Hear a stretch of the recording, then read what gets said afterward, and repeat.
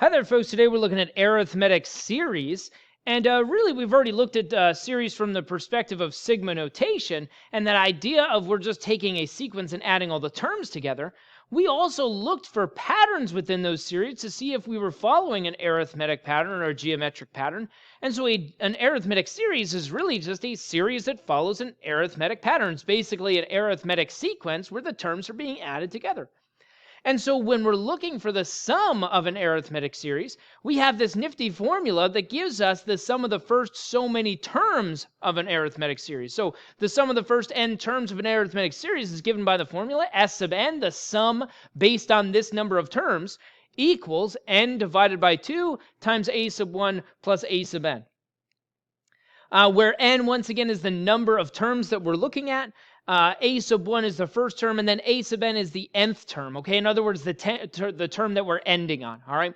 And so if you want to kind of think of a sub 1 and a sub n as like the first term and the last term, that's kind of appropriate for this situation, because when we look at a series, again, we're not going to look at the whole series, okay? We're only going to look at a certain number of terms this time, okay? And so as we look at the number of terms, n is the number of terms, well, a sub n is always the last term based on the number of terms we're looking at, okay?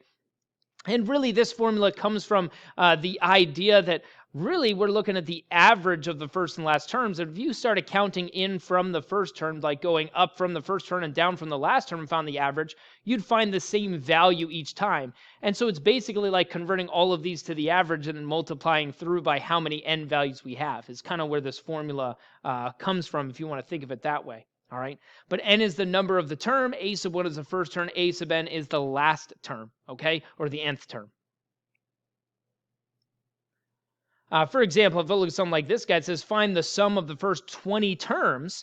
And so I have the first couple terms given, and so I can look at this thing, I can identify the pattern, I can identify that this is an arithmetic series, okay, because it follows an arithmetic pattern, and I have addition in between.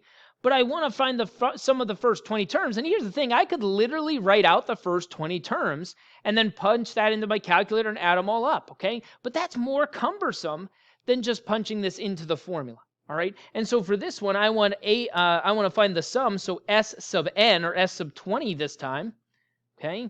So S sub 20 equals n over 2.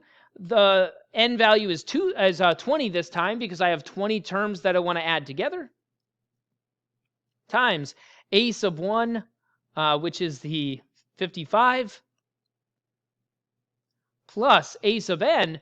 Well, this time a sub n would be like the last term, and since I want the first 20 terms, a sub n, the last term, is actually the 20th term is the one that I'm looking for. But the problem is I don't have the 20th term. I've got the first term, the second term, and the third term. I'm missing the 20th term, so I have to go find that 20th term first. And so we do the same thing that we did when we were looking at an arithmetic series. When I have an arithmetic series, if I want to find a sub 20, well, I use the formula. I use the formula a sub n equals a sub 1 plus n minus 1 times d, except this time it's a sub 20, so I want a sub 20 equals a sub 1, which is 55, plus I want the 20th term over here, and then d is the thing that I'm adding each time. In this case, I'm adding a negative 6 each time, because I'm going down by 6 each time. And so from here, what I can do is I can plug this into my calculator. If I do the negative 6 times the 19 plus the 55, that tells me that the 20th term here, if I were to kind of work this all the way out, is a negative 59. So basically, in this series, I'm working my way out to the negative 59. Well, that's my last term. That's the 20th term, and that's what goes into this formula right here, okay? So the negative 59, all right? And now I can plug this guy into my calculator. What I have is 55 plus the negative 59 is a negative 4, and then times the, 10, essentially, it's on the outside when I do the 20 divided by 2. So I find out that S sub 20 equals a negative 40. So if I were to write out all 20 of those terms and add them together, well, they'd equal a negative 40. That's kind of what this is telling me.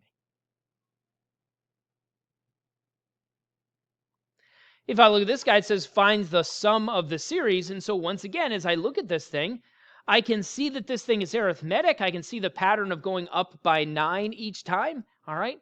And so I'm going to use my arithmetic formula for series. If I want to find the sum, it's S sub n equals n over 2 times a sub 1 plus a sub n. And see, as I kind of look through this, I don't know what n is. I don't know how many terms there are. See this dot, dot, dot right here means there could be any number of terms in between there. What I have, though, is the first term of 8 and the last term of 134. Okay. The question is, what is the number of that term? And so once again, I need to go to my other formula in order to find that. Okay. If I kind of think of this as a sequence instead, if I kind of go back to sequences, if I were to ask you, well, what's the n value of this 134? What's the n value of that term? Well, you would say, okay, well, we're going to plug this in. This is a sub 1, a sub 2, a sub 3. This is a sub n. And so as I plug this into the formula, a sub n equals a sub 1 plus n minus 1 times d. Well, I'm going to use the 134 for a sub n, and I'm going to find out what the n value is for it. And the d value this time is a 9. And so now I'm just going to solve this thing. I'm going to subtract that 8 from each side. I guess I'll show it.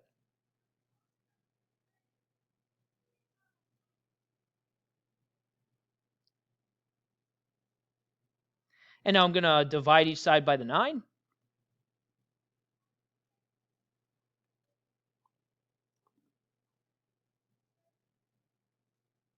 And I'm going to add that 1. And so I find out that n equals the n value, the number of the 134, the number of the term, was the 15th term. So what I'm finding now is the sum of the first 15 terms. So now I can say, oh, I'm finding S sub 15, and the number of terms is 15, okay? Now I can go ahead and plug this into my calculator. And so really, anytime we're missing any values from this thing, I simply go to my other formula and retrieve them. I go and find them, okay? And so when I plug this into my calculator, I get 1,065, okay? So I'm using that sum formula for an arithmetic series, and if I'm missing any values, I can always go and find them using my other formula, okay? I can use that a sub n formula to find any missing terms that I need. I can go to that formula to find the number of the term that we're talking about, okay?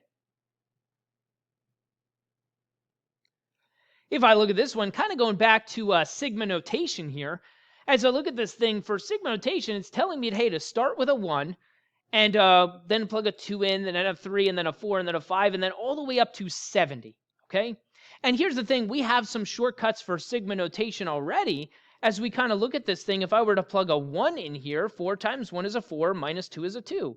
So the first value when I plug that 1 in is a 2, all right? And then I could just plug a 2 in and say, oh, 4 times 2 is an 8, minus 2 is a 6, so my next term is a 6, okay? And then I could plug a 3 in, and then a 4, and then a 5, or if I recognize this thing as linear, as arithmetic, I know that the d value is the same as slope. I know the d value, the thing I'm adding each time, is right here. It's the 4. And so I could continue this pattern and say, oh, it's 2, then 6. Oh, the next one's going to be a 10, okay? The next one's going to be a 14. Okay, and so that's the shortcut that I've looked at previously to this, and I could keep going. But the problem is I got to go all the way up to 70 here, okay? And that's a ridiculous number of numbers. And what's going to happen is even if I get all the way to 70 and then I start punching these into the calculator to add them up, I'm bound to make a mistake here in terms of punching these in, okay? It's going to be a real problem. So what I do is I say, you know what? Time out. I have a formula that gives me the sum of the first so many.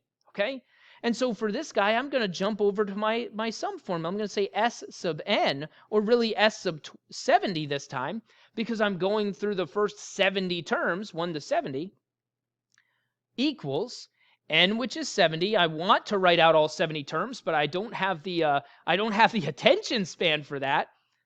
Okay, so there's 70 terms. I just didn't write them all out. A sub 1 is a 2. I can see that right here.